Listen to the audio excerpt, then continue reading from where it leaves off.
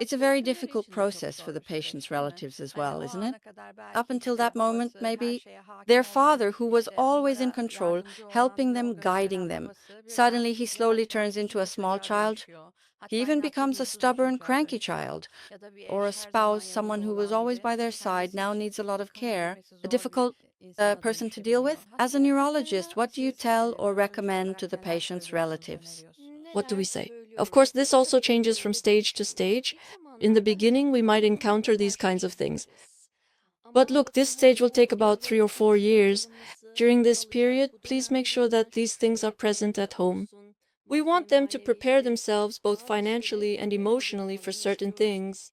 If there are several siblings, we ask them to get organized, because if we're talking about the care process for Alzheimer's, again, it's different from the others, since we sometimes use different methods for other conditions.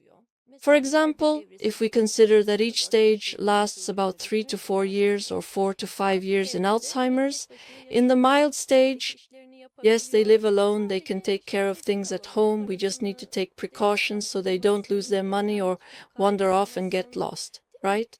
We don't want them to be taken advantage of. We also have these recommendations. Protecting them is important? First, protecting, and as things progress, for example, glass doors, it's like thinking there is a 4 or 5-year-old child at home, right? Like, is it a kettle, a stove, or the door? Could they try to open the window and go out? Will they open the balcony to get some air, or are they chasing after something else? For example, leaving the house, maybe. At such a stage, the patient wants to go to their field or garden, right? Because they lack that insight. You can't just lock the door and be done with it, right? There need to be precautions, but what I always say to the relatives of patients is, you must protect yourself first, because it's a very exhausting process. It's not just for 1 day or 2 days. It's not a process that can be handled by just one person. So with patience, without being stubborn, by speaking simply, without confusing the patients, by speaking simply and without giving too much direction.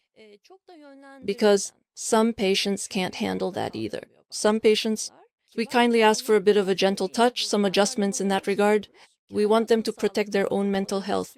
I always say, your own life comes first. Because they're young, in their 30s or 40s, their father is 70 or 80, or their mother, and you also have your own family, you have to take care of your children, you have to maintain your own life, you have to work, right? So in these organizations, we guide the relatives of patients, because sometimes they end up in very difficult situations, and maybe you see this even more in those areas. There can be very dependent relationships. They can become disconnected from life. It can even lead to major depression, right? Certain things, It is extremely, very that is quite difficult. Having it be rotational is something we would definitely prefer.